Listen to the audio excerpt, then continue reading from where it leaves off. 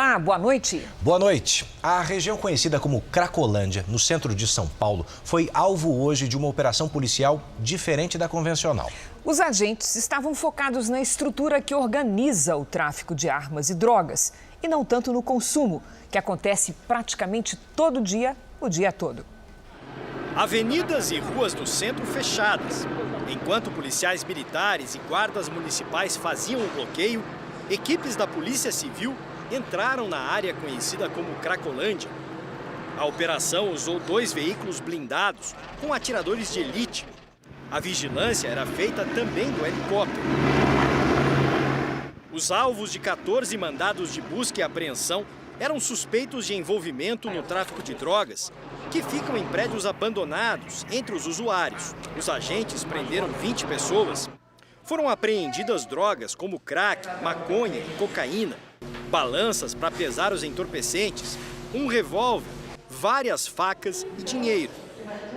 A polícia investigou o tráfico aqui na Cracolândia durante 4 meses. Usou agentes infiltrados para entender como os criminosos agiam e identificar suspeitos. A operação foi planejada para cumprir os mandados sem que houvesse confronto e sem provocar alguma reação dos dependentes de drogas que estavam no local. As imagens gravadas durante a investigação mostram tendas montadas para a venda de drogas, que ficam expostas sobre as mesas. O movimento de compradores é intenso. Segundo os policiais, a rua era dividida em espaços chamados de vagões. Em cada um deles, havia barracas de vários traficantes que pagavam aos chefes do esquema um aluguel de R$1.000 por semana. Outros pontos funcionavam como uma feira de produtos roubados e serviam também de escudo para os vendedores de drogas. Nós temos também as lojas que nós denominamos, que são toalhas no chão, em que também receptadores, ladrões e muitos dos furtadores e roubadores acabam vendendo os bens roubados e furtados ali e, na sequência, vão ao lado comprar a droga para o consumo. A Cracolândia continua existindo no centro de São Paulo, mesmo com projetos de revitalização da área. Prédios novos, construídos por meio de uma parceria público-privada, dividem espaço com a venda e consumo de entorpecentes. Depois de mais uma operação policial, o desafio é evitar que traficantes voltem a agir aqui da mesma maneira. Essas pessoas precisam de tratamento na área da saúde, de acompanhamento na área social, e não é um caso de polícia. A polícia tem que combater o tráfico de drogas. Veja agora outros destaques do dia. Lista de investigados pela CPI. Tem ministro Marcelo Queiroga, além de Eduardo Pazuello e Ernesto Araújo. Ministério da Saúde fará estudo para avaliar o uso de máscara. Relator diz que Câmara deve votar projeto de privatização da Eletrobras na segunda. Policiais são presos suspeitos de extorquir dinheiro de chefe do crime. Na série especial, órfãos de mãe e abandonados pelo pai, 6 irmãos tiram da terra a sobrevivência.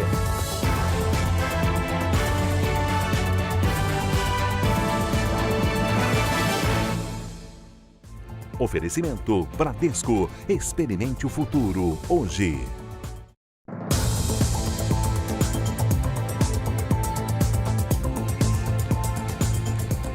As buscas por Lázaro Barbosa já duram 10 dias. Essa perseguição, que acontece em Goiás e também no Distrito Federal, já é comparada à saga de outros criminosos que ficaram conhecidos.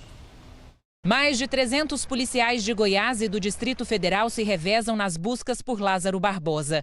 De cada 10 propriedades rurais que existem na região, 7 foram abandonadas pelos moradores.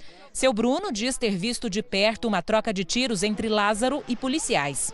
Quando eu olhei para o milharal, já teve uma bomba de fumaça, subiu uma bomba de fumaça e muitos gritos, né? Polícia, polícia, para! E começou o tiroteio.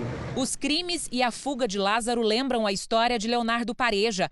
Na década de 90, Pareja assaltou, sequestrou e chegou a liderar uma rebelião num presídio de Goiás. José Pinheiro, hoje aposentado, trabalhou como delegado no caso. O Pareja, ele é um elemento simpático, muito inteligente E não era do confronto, ele era midiático. Para esse especialista, a vaidade é um ponto comum entre esses criminosos. A grande maioria deles, eles têm esse prazer narcísico de se sentir no poder, se sentir no controle, de estar fazendo alguma coisa assim, grande. Lázaro Barbosa vem desafiando a polícia há 10 dias. O fugitivo tem levado a melhor porque conhece muito bem a região e tem utilizado rios e grutas aqui na mata como esconderijo, além de invadir propriedades. Para o delegado, Lázaro deveria se entregar. Se ele for para o confronto, fatalmente ele vai perder. Ele sabe disso. No Rio de Janeiro, 8 pessoas foram presas numa operação para buscar chefes do crime organizado de outros estados. A polícia acredita que os ataques que atingiram o Amazonas há algumas semanas foram ordenados de lá. Mais de 600 policiais ocuparam as ruas da Vila Cruzeiro, no Complexo da Penha. Do alto, helicópteros procuravam criminosos em fuga. Moradores registraram o tiroteio. Um adolescente de 16 anos foi atingido na cabeça e morreu. Segundo a família, Tiago Santos Conceição estava em casa. Ele estava dentro de casa, apareceu na janela e eles acharam que foi suspeito e atiraram na cabeça dele. Ele não tem envolvimento nenhum. A polícia diz que 2 suspeitos de envolvimento com o tráfico de drogas também morreram. A operação aconteceu ao mesmo tempo no Rio de Janeiro, em São Paulo e no Amazonas, e foi resultado das investigações que apuram a relação entre os grupos criminosos que atuam nos 3 estados. O Jornal da Record denunciou nesta quinta-feira o chamado turismo do crime. A polícia identificou mais de 100 chefes do tráfico de pelo menos 8 estados que estariam vivendo nas comunidades do Rio de Janeiro. Pelas investigações, os líderes da facção criminosa do Amazonas, escondidos aqui nas comunidades do Rio, teriam usado empresas de fachada para enviar para lá mais de 126 milhões de reais, usados pelo tráfico para comprar armas e drogas. A polícia também descobriu um esquema de lavagem de dinheiro que favorecia criminosos de São Paulo. Um dos principais alvos da operação no Rio de Janeiro é o traficante conhecido como Mano Caio, apontado como o mandante dos ataques que aconteceram no início do mês em 7 cidades do Amazonas. Ele continua foragido. Outro chefe da facção criminosa no estado, Marcelo Silva, foi preso na operação de hoje. A polícia apreendeu munição e mais de 1 tonelada de drogas. A gente não só busca a prisão dos criminosos, como também, de forma incansável, tirar o patrimônio do tráfico. Segundo as investigações, o grupo tem a intenção de controlar uma das principais rotas do tráfico da América Latina, entre Brasil, Peru e Colômbia. A Polícia Civil informou que não havia nenhuma operação no local onde o adolescente foi baleado e que a morte agora será investigada. O Jornal da Record conversou com exclusividade com o porteiro do condomínio de Belo Horizonte, onde uma falsa enfermeira supostamente vendia vacinas contra a Covid-19. Ele afirma que a mulher tinha acesso facilitado ao prédio para imunizar os moradores. Este homem é uma testemunha-chave na denúncia de falsa vacinação contra a Covid em Belo Horizonte. Ele é porteiro de um dos prédios visitados pela falsa enfermeira e filmou a conversa entre os dois quando a cuidadora de idosos chegou para atender mais moradores. Eu já vi ela na garagem, inclusive ela falou comigo que tinha ido com o motorista do apartamento, a gente não sabe qual apartamento que ela estava. Ela foi várias vezes. A gravação é de 22 de março, um dia antes da suposta vacinação ser flagrada por vizinhos de uma garagem de ônibus. Segundo o porteiro, Cláudia Torres, que chegou a ser presa por 4 dias, prometia recompensas em caso de indicações. Falava se a gente arrumasse algum cliente para ela, que ela vacinava nós na portaria, que ela estava tentando conseguir. Perguntei ela o preço, ela falou comigo que era R$600. Eu perguntei ela como que ela conseguia, ela fez o gesto aqui por debaixo dos panos, né? Segundo a Polícia Federal, 3 dias depois da divulgação do flagrante na garagem de ônibus, Cláudia Torres, orientada por um advogado, apagou todas as mensagens do celular. Mas em outro aparelho, do namorado da filha dela, a investigação encontrou uma pista que reforça a possibilidade de golpe. Júnior Guimarães era quem dirigia o carro da falsa enfermeira e contava o dinheiro arrecadado com as supostas vacinas. Bem de pertinho mesmo aí, ó. Pai, aqui tá bom, senhor. Numa troca de mensagens, ele escreveu para a namorada, preocupada com o que poderia acontecer. Fica tranquila que não é vacina. A polícia vai investigar e vai ver que não é da Covid.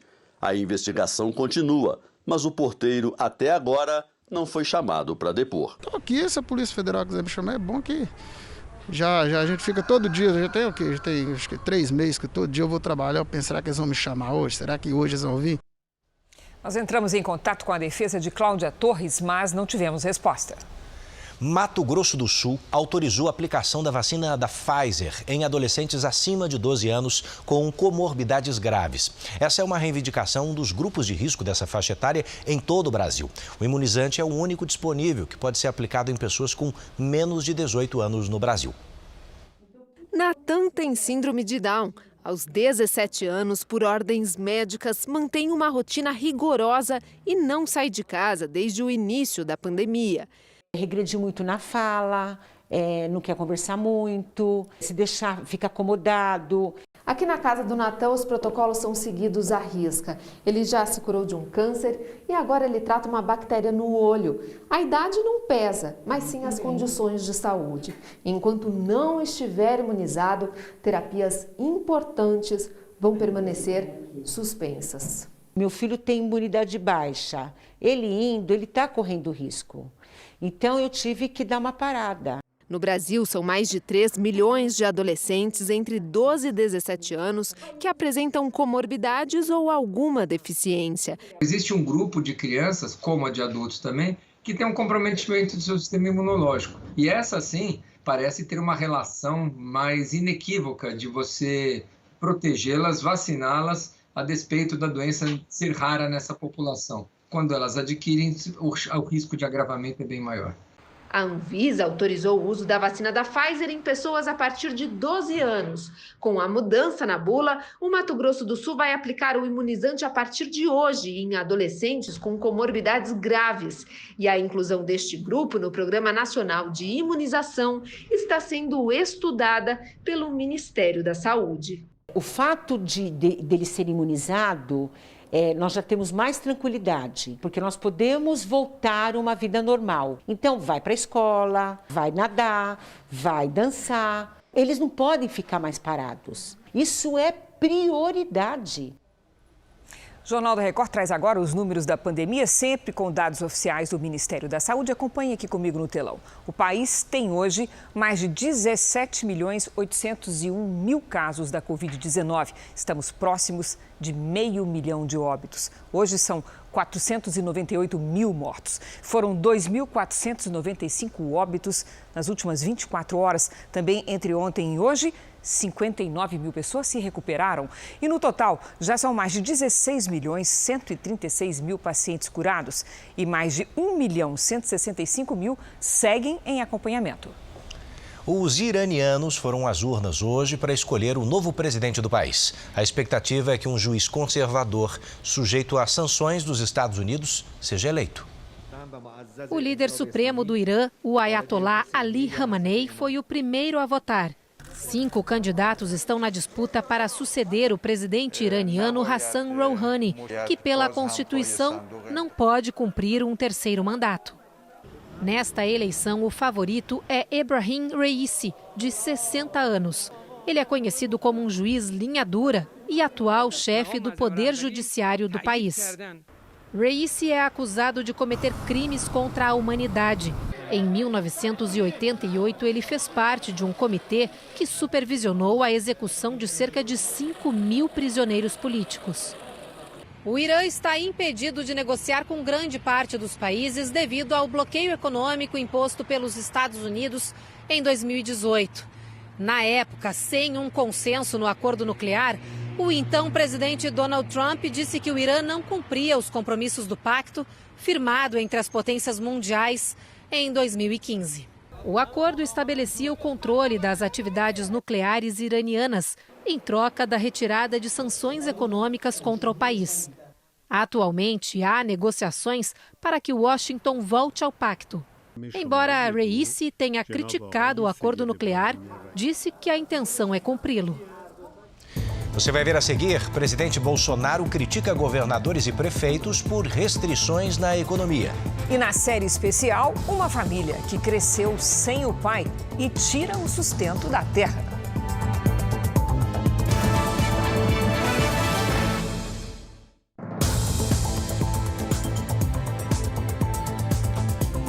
Já estamos de volta para você saber que o presidente Jair Bolsonaro esteve hoje no Pará, onde entregou 1.400 títulos definitivos de terras para famílias do estado.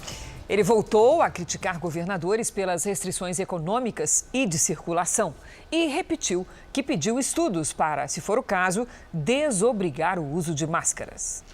Bolsonaro saiu logo cedo de Brasília. Antes de embarcar para o Pará, falou com apoiadores. Ele reafirmou que espera a desobrigação do uso de máscaras no país para quem já se vacinou. Eu pedi um estudo para o Queiroga, tá ultimando aí. Quem já foi contaminado ou vacinado está desobrigado a máscara. Tá certo. O que vários países, vários estados americanos estão fazendo, alguns países também. Porque se deixar, vai ficar a vida toda assim. O presidente chegou a Marabá por volta do meio-dia. Cumprimentou apoiadores durante a cerimônia de entrega de títulos para famílias do sul e sudeste do estado. Bolsonaro estava acompanhado dos ministros da Infraestrutura, Tarcísio Freitas, da AGU, André Mendonça, e da Agricultura, Tereza Cristina. O título definitivo é a última etapa do processo de reforma agrária. Com esse documento, o pequeno e médio agricultor passa a ter acesso a créditos agrícolas e a vender tudo o que produz de forma legal. Essa foi a maior entrega de títulos já feita no Brasil. Bolsonaro reconheceu o aumento de preços dos alimentos, mas enalteceu os agricultores. Temos um problema de inflação?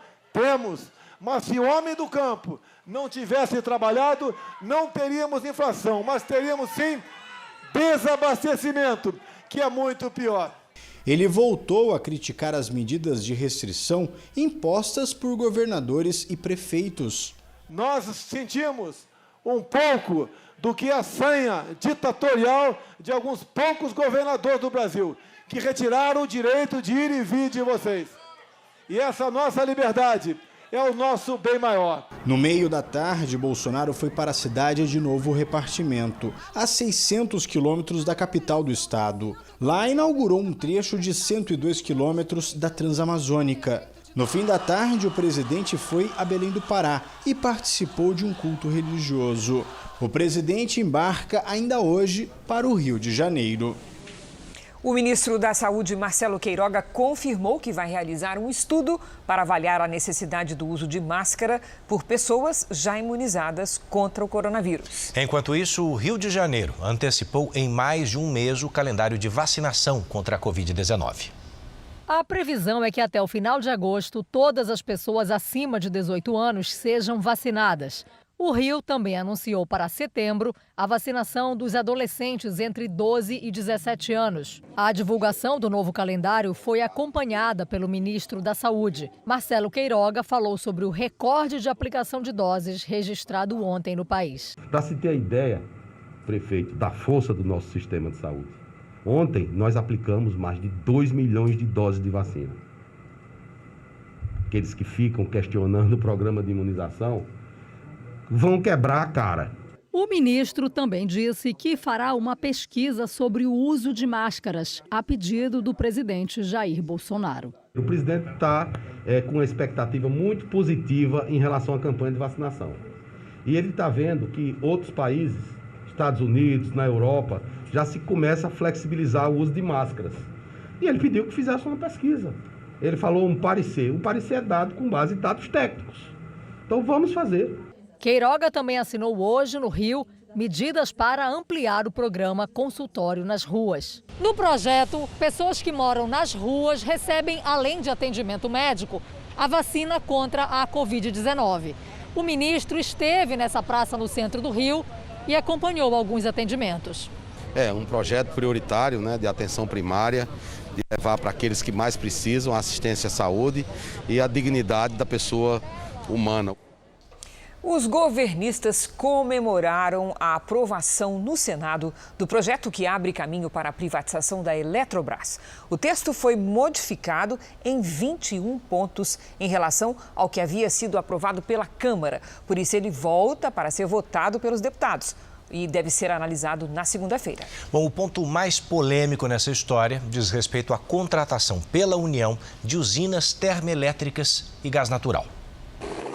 O governo está satisfeito com a aprovação apertada da medida provisória. Uma importante medida para o setor elétrico brasileiro, para a modernização desse setor tão importante para o Brasil. Essa importante vitória que vai transformar o setor da energia do Brasil, atraindo investimentos importantes para promover o nosso desenvolvimento. A nova análise da Câmara deve ser feita na segunda. O Congresso tem até terça-feira para concluir a votação antes de a medida provisória perder a validade. A proposta prevê a contratação pela União de Termoelétricas a gás natural.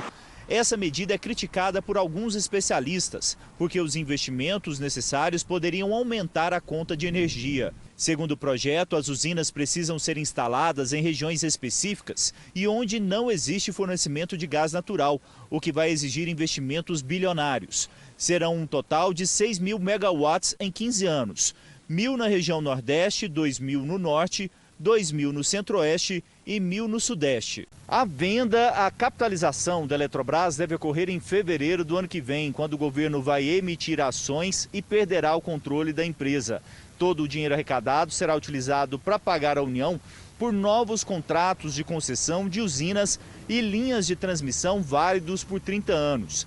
Os investimentos no setor serão feitos a partir dos lucros desses contratos. Será a maior privatização do governo até agora, colocando em prática uma proposta defendida na campanha eleitoral. Trabalhadores concursados que forem demitidos um ano após a privatização vão para outras empresas controladas pelo governo. Em outra frente, na agenda econômica, o presidente da Câmara, Arthur Lira, deve definir os relatores da reforma tributária na semana que vem. Ainda não houve um acordo com relação às progressões de tabela de imposto de renda pessoa física, jurídica e dividendos. A gente tem que partir da máxima de que não é justo que quem ganhe menos pague mais e quem ganhe mais pague menos. Você vai ver a seguir, policiais são presos pela suspeita de tentar extorquir dinheiro de uma facção criminosa. E na série especial, a história do seu Geraldo e dos 12 filhos que dividem a casa e a pouca comida.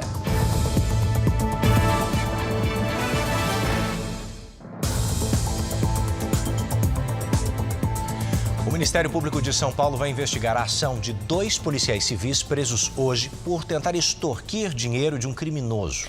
Eles fizeram o homem refém por 12 horas, porque queriam 300 mil reais para libertá-lo. O cativeiro era na própria sede do Departamento da Polícia Civil que combate o crime organizado em São Paulo. Foi numa sala dentro da delegacia que os 2 policiais mantiveram um homem como refém. Para não investigá-lo, eles exigiram dinheiro. Os investigadores José Luiz Alves e Carlos Henrique dos Santos foram presos hoje. Na casa de um deles, a polícia encontrou muitas armas e 100 mil reais em vários pacotes. Na residência do outro, havia mais 50 mil em notas de 100. O Ministério Público e a Corregedoria da Polícia Civil comandaram a operação, que também cumpriu 10 mandados de busca e apreensão, inclusive no DEIC, que foi vasculhado em busca de mais provas. Os 2 policiais, usando um carro que foi roubado no Rio de Janeiro, abordaram um suspeito num posto de gasolina. Eles algemaram Bruno Fernando de Lima Flor, conhecido como Armani, integrante da cúpula do PCC. Colocaram o homem no banco do passageiro e seguiram até a casa dele. Câmeras de segurança flagraram a chegada dos policiais. O investigador José Luiz é este homem que desce do carro sozinho e abre o portão. Nesta imagem, aparece o outro policial, Carlos Henrique. Bruno Fernando, o Armani, está no banco da frente. Segundo a investigação, os 2 entraram na casa do suspeito sem autorização judicial e pegaram 15 mil reais. Mas para liberar o criminoso e não investigá-lo, eles queriam mais. Exigiram 300 mil. Como Bruno disse que não tinha esse dinheiro, ele foi sequestrado, trazido aqui para a sede do DEIC e mantido em cativeiro. Só foi liberado 12 horas depois, quando decidiu fechar um acordo. Pagaria mais R$60 mil em 2 parcelas. A mulher do criminoso foi até a delegacia com o dinheiro. Numa troca de mensagens de áudio dela com a advogada, os promotores descobriram os detalhes da negociação. Aí os caras falaram, vamos fechar então no 75, a gente já pegou aqui 15, manda sua mulher trazer 30 e daqui 20 dias mais 30 e se você não quiser fechar, nós vai f*** a vida aí, já era. Eles iam forjar. O pagamento foi feito dentro da delegacia. Ficou comigo o telefone do investigador Henrique, né, que vai ficar o responsável para receber o restante do dinheiro até o dia 14. Bruno Fernando de Lima Flor foi liberado depois do pagamento e só foi preso 4 meses depois, mas em outra investigação, desta vez do Ministério Público. Os 2 policiais que deveriam combater o crime organizado vão responder por extorsão mediante sequestro, receptação, abuso de autoridade, violação de residência, fraude e associação criminosa. Em nota, a Secretaria de Segurança Pública de São Paulo informou que os 2 policiais foram encaminhados ao presídio especial da Polícia Civil e vão ser investigados pela Corregedoria. A polícia esclarece que não compactua com o desvio de seus agentes. De janeiro a maio, 14 policiais civis foram presos e 8 demitidos ou expulsos. Mais de 30 mulheres procuraram a Polícia Gaúcha para denunciar um ginecologista. Segundo elas, o médico aproveitava as consultas para cometer abuso sexual. Ele foi preso no litoral gaúcho.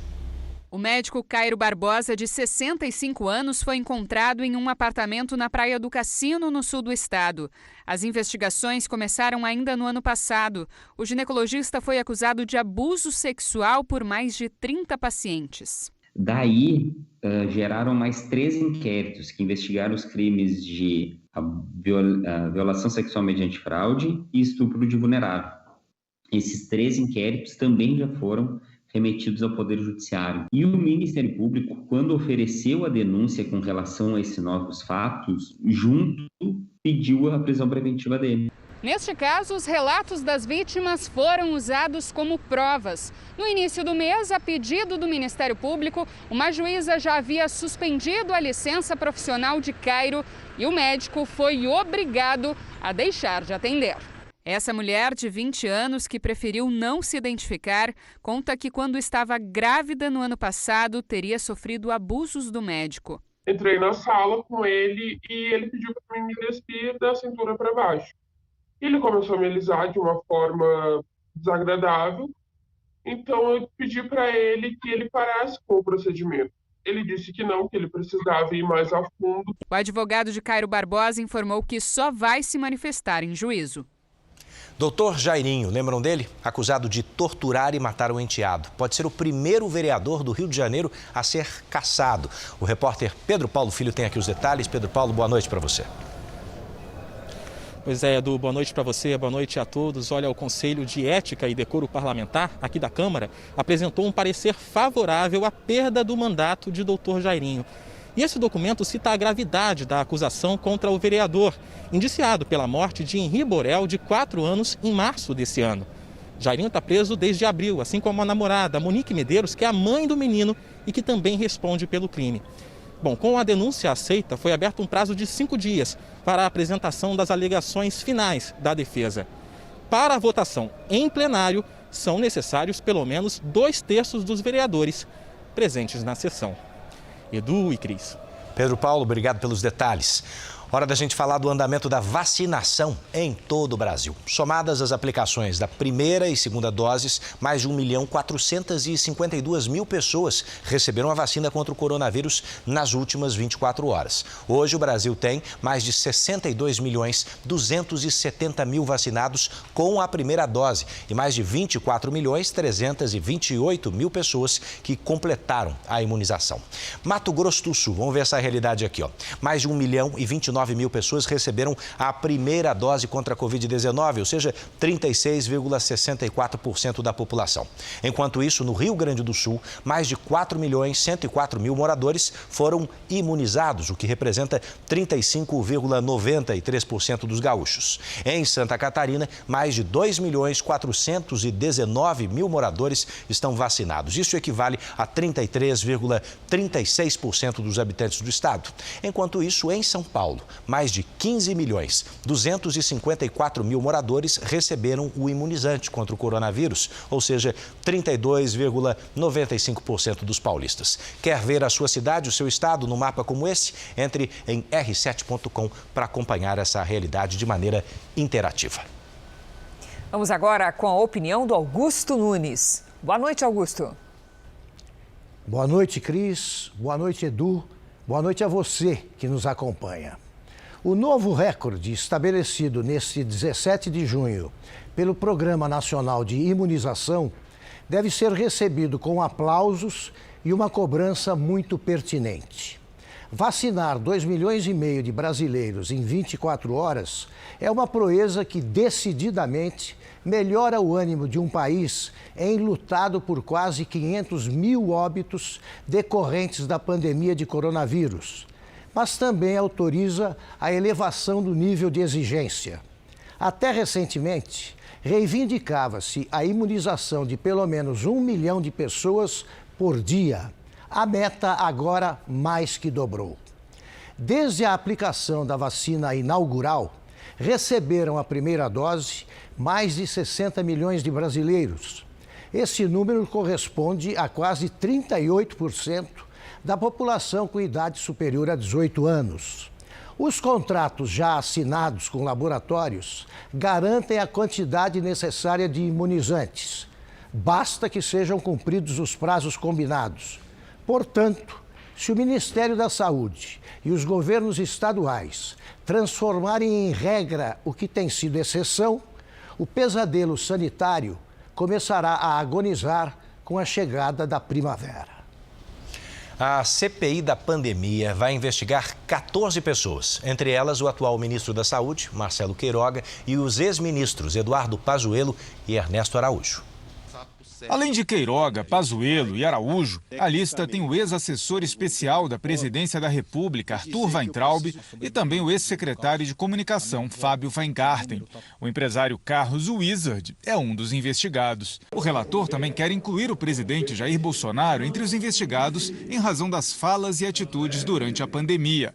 Mas ainda há dúvidas sobre a legalidade dessa inclusão. Nós estamos aguardando a definição da competência para investigar governador, né, que está submetido ao Supremo Tribunal Federal, e até mesmo a própria investigação direta do presidente da República, cuja competência nós não sabemos ainda se poderemos fazê-lo ou não, porque tem algumas vedações. Por exemplo, nós não podemos convocar para depor na Comissão Parlamentar de Inquérito o presidente da República, mas nós podemos investigá-lo diretamente no procedimento do fato determinado, ou não podemos? O senador Flávio Bolsonaro, filho do presidente, reagiu. Hoje, a sua postura de se levantar e sair da CPI é um caso concreto de que ele não atende a um requisito básico de alguém que tem que formatar um relatório final,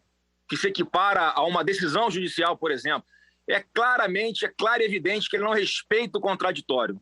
Ele já tem uma opinião pré-concebida, como discutíamos antes de começar a CPI, e hoje está mais a prova de que era isso mesmo, que ele não tem a menor condição de continuar na relatoria, porque o princípio do contraditório é um preceito básico, constitucional, que torna, e ao ser desrespeitado, torna qualquer relatório ou qualquer decisão absolutamente nula. Hoje, o relator e o vice-presidente da CPI não fizeram perguntas e não acompanharam o depoimento dos médicos Ricardo Ariel Zimmermann e Francisco Eduardo Cardoso, dois profissionais de saúde que defendem o tratamento precoce. A base governista criticou a atitude. A CPI não pode funcionar, ela não poderia funcionar se não tivesse relator. Você pode designar alguém substituto. Não tem interesse de fazer pergunta e eu não posso obrigar ninguém a fazer pergunta. O que ficou evidente aqui é que o relator já tem uma sentença debaixo do braço. Se alguém tinha dúvida, hoje está evidente. O presidente da CPI, senador Omar Aziz, adiou a votação dos pedidos de quebra dos sigilos das organizações sociais responsáveis pela gestão dos hospitais do Rio de Janeiro e de um novo depoimento do ex-governador do estado, Wilson Witzel, dessa vez sigiloso. Eles deveriam ser votados hoje, mas o presidente da comissão decidiu deixar para a semana que vem, assim como a análise dos requerimentos de convocação do atual governador Cláudio Castro e do secretário estadual de saúde, Alexandre Chieppi. E atendendo a um pedido da CPI, a Justiça Federal determinou a retenção do passaporte do empresário Carlos Wizard, assim que ele entrar em território nacional. Já o ministro do Supremo, Luiz Roberto Barroso, autorizou a condução coercitiva de Wizard para depor a CPI. O empresário não compareceu para prestar depoimento esta semana, no dia marcado pela comissão. Portugal decidiu isolar a capital, Lisboa, nos finais de semana. A decisão é para conter a disseminação da variante indiana do coronavírus. A fiscalização acontece nos acessos à região metropolitana de Lisboa.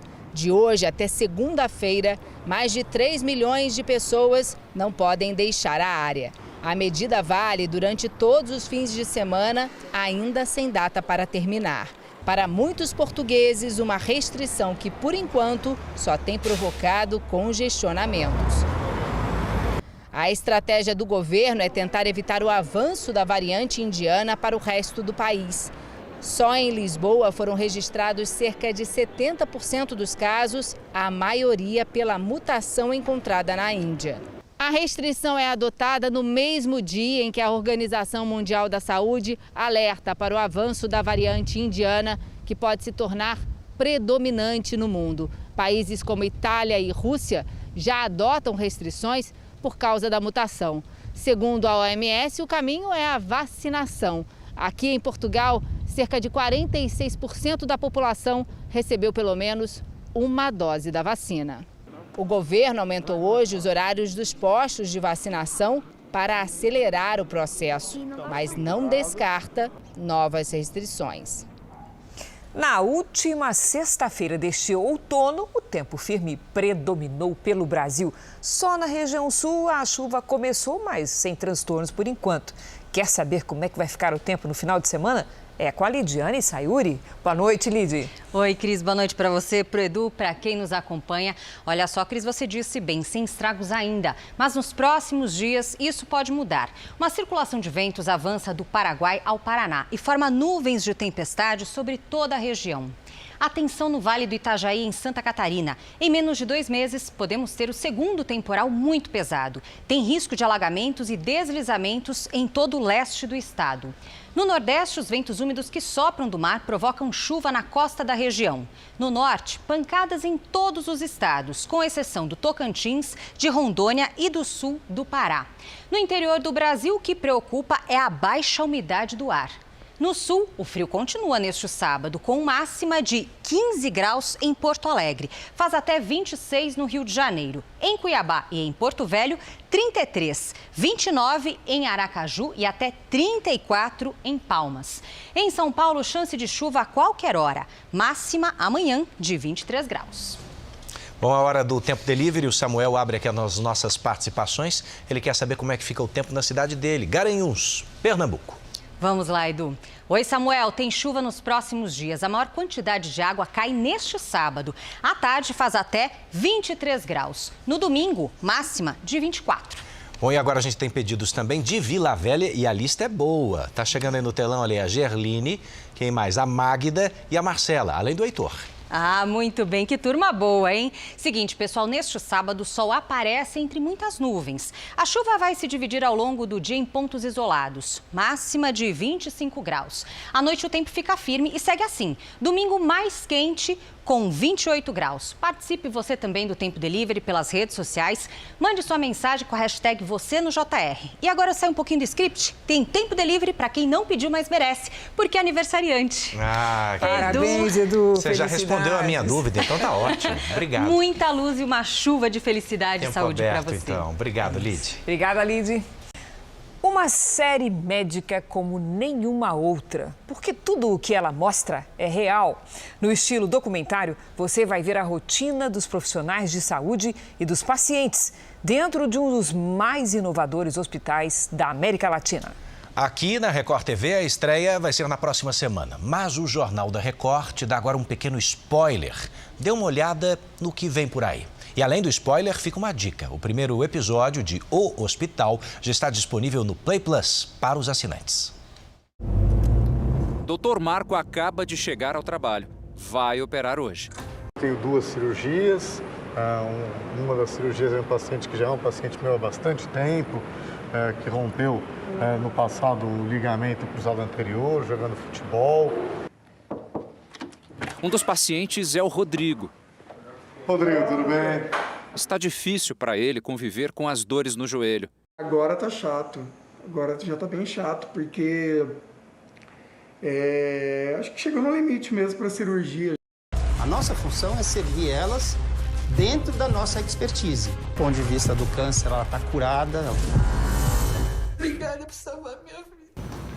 Seja um paciente ou um profissional, ter a vida por um fio mexe com qualquer pessoa. Eu vivo 24 horas, faço tudo por ele. A Covid-19 deixou a dona Roseli 30 dias internada. Ela ficou 1 semana na UTI. Precisou ser entubada. Eu consigo só andar, uma enfermeira de cada lado. Salvar vidas, mostrar que há esperança em horas difíceis. Ajudar, fazer diferença. É a rotina de um hospital. É um lado da vida dessas pessoas nem sempre muito conhecido. A relação entre um médico e um paciente é um dos aspectos mais importantes da medicina. Uma espécie de caminhada em que a competência do profissional e a confiança do paciente são fundamentais. Mas essa estrada nem sempre é fácil, às vezes exige grandes desafios e também muita coragem. Pela primeira vez na TV brasileira, uma série nacional vai mostrar esse universo como ele realmente é. Os bastidores, as histórias de perdas e conquistas vividas lá dentro. O hospital mostra em detalhes o dia a dia de 11 médicos de São Paulo. A série documental de 12 capítulos vem sendo gravada desde setembro do ano passado. Um desafio imenso em tempos de pandemia. A gente seguiu uma série de protocolos, foram centenas de testes, muitas restrições. Como a gente entra com acesso inédito a centro cirúrgico, a equipe já teria de ser reduzida e foi mais reduzida ainda por conta dos protocolos de não contaminação aí do coronavírus. O cirurgião plástico Alexandre Munhoz sabe bem o tamanho dessa responsabilidade. Ele é um dos profissionais que anteciparam os protocolos de segurança internos do hospital antes mesmo da pandemia. Mas o doutor Alexandre ainda fez mais. Ele é um dos médicos mostrados na série.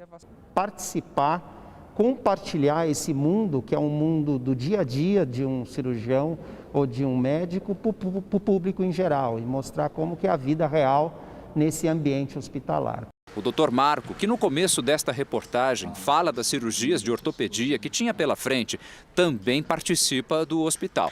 Será que eu vou ser influenciado de alguma maneira no tratamento dos meus pacientes, de alguma forma, por estar diante de uma câmera, por uma série documental? Não aconteceu nada disso, foi ótimo nesse sentido, foi super tranquilo.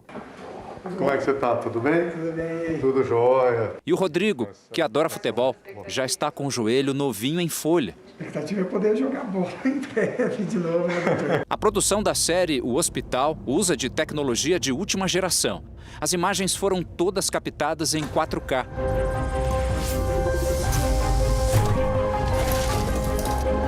Inovação também é uma das marcas desse hospital.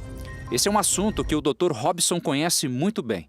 Ele é cirurgião cardiovascular, pioneiro da cirurgia robótica de coração, fã de carteirinha de séries médicas. Agora chegou a vez de se ver nas telas.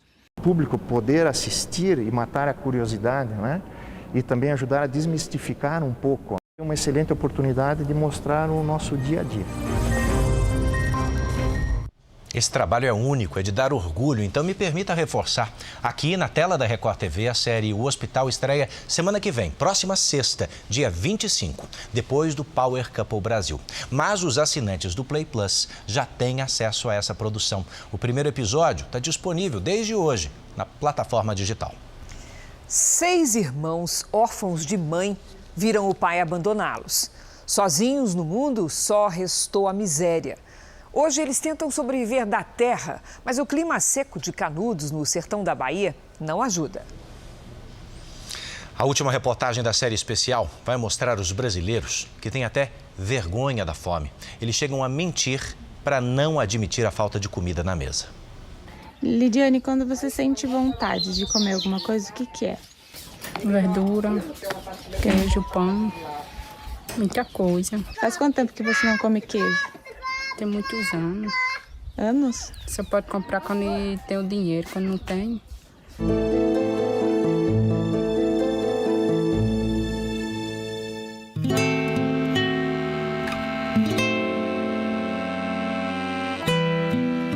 Órfãos de mãe, abandonados pelo pai. Irmãos unidos pela pobreza e pela fome. Qual que é a renda de vocês? Qual que é o dinheiro que chega aqui na casa? Dinheiro nenhum. Tem dia que vocês ficam sem nada ou não? Tem vez, fica. Quantos dias? Tem vez na faixa ali de uns 3 dias, 4.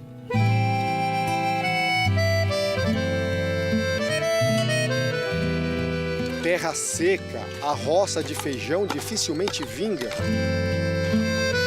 Os irmãos Santos não desistem, eles dependem da lavoura. Morreu com 47 anos, ela.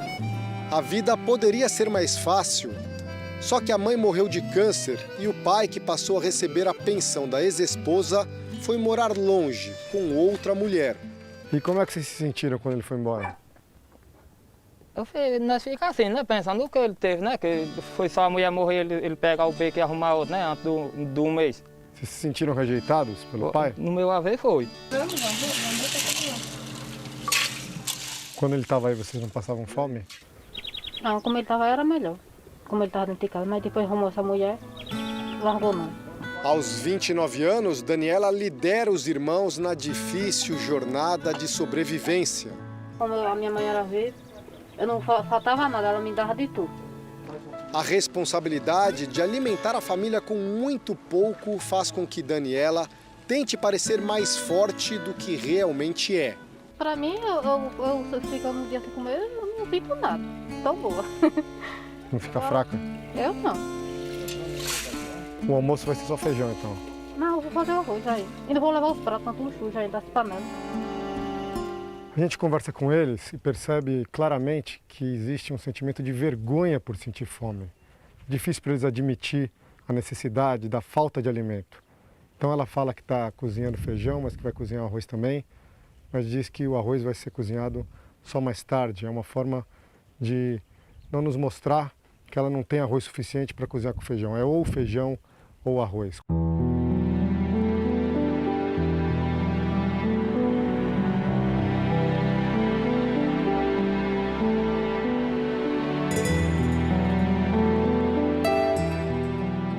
Eles sentiram o peso da pandemia, não arrumam trabalho. Sem saber ler e escrever, conseguiram apenas um cadastro no Bolsa Família. E juntos recebem menos de R$300 por mês. Não é só a falta de dinheiro, a falta de comida. Também tem a dificuldade deles morarem muito isolados aqui no meio da Caatinga. Ela teve que andar 5 horas para chegar ao mercadinho, para fazer as compras com R$20 no bolso. Comprou farinha de milho para o cuscuz, um pouco mais de mantimento, um pouco mais de bolacha, que para muita gente é uma compra normal, trivial. Para eles é algo de grande valor. Para mim, né, que hoje é um dia feliz, né? Ela entrar com essa sacolinha, né? E nós o de comer tá ficando um pouquinho, né? Pelo menos já vai rendendo, né, o que tinha, né? Dá para quantos dias isso aqui? Olha, eu acho que não dá para muitos dias, não. A família é grande. Hoje a situação da fome no Brasil, segundo os últimos estudos, ela está próxima do início do século, do início do ano 2000, da virada para 99 para 2000. Então, tudo aquilo que nós conseguimos progredir, nós regredimos. Dói muito isso, porque demora muito para construir um arcabouço de apoio a essas populações e é muito rápido para que esse arcabouço caia. E foi exatamente o que aconteceu. Durante 16 dias, a expedição do Jornal da Record passou por algumas das regiões mais pobres e isoladas do país. Estamos em Betânia, do Piauí, cidade com nível de IDH, o Índice de Desenvolvimento Humano, muito baixo. Ele pode ser comparado ao do Quênia ou de Gana, países pobres da África. A dificuldade em colocar comida na mesa é consequência não só da falta de renda, mas também da falta de planejamento familiar. Esse é um caso típico da região. A Leuda e o Geraldo têm, olha só, 1, 2, 3, 4, 5, 6, 7, 8, com mais 4 que estão longe nesse momento. São 12 filhos, total de 14 pessoas na casa, e com tanta gente para comer, 1 quilo de arroz, por exemplo, não rende sequer para uma única refeição. Ô Leuda, 12 filhos não é muita coisa não? Mas foi o que Deus me deu, aí eu tenho que me conformar com eles, né? Fazer o quê? A senhora queria tanto filho assim? Eu não, mas Deus quis, né? E o senhor acha o quê, seu Geraldo? Para mim é minha saúde, é meus filhos, que eu adoro muito. Se pudesse, não via nenhum sair de perto de mim. Nós estamos todos juntos, para mim, tá bom. Leuda nos mostra a rotina na casa apertada da enorme família. Eu tiro esse colchãozinho aqui, esse de baixo e boto lá para ele, vai dormir esse outro. Mas eles todos cabem nesse colchãozinho aí? Não, forra com os panos e eles deitam. No chão mesmo, no barro? Uhum. Não há armários? Toda a roupa de vocês está ali naquela mala lá? Tá. A reserva de comida está quase acabando. Isso é tudo que a senhora tem? 2 quilos de arroz, macarrão e o café. Isso aqui com 14 pessoas na casa vai durar quanto tempo? Eu faço um agora de manhã e outro de noite. E acabou?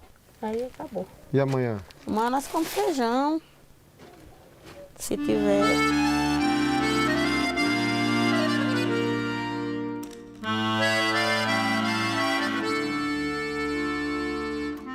Na escola, Isa sofreu bullying por morar numa casa de taipa. Disse que tinha um quarto, era maravilhoso lá. Aí ficou dizendo para ela, se tu não tem, Isa. Aí ela chegou em casa chorando, disse que nem mais para a escola. Aí passou um bocado de dia sem ela. E a senhora sofre com isso? Sofro, aí foi de cortar meu coração quando ela chegou dizendo. Quando a pandemia acabar, Isa vai voltar para a sala de aula, mesmo que sofra bullying. Pelo menos lá tem merenda, um alívio para a fome.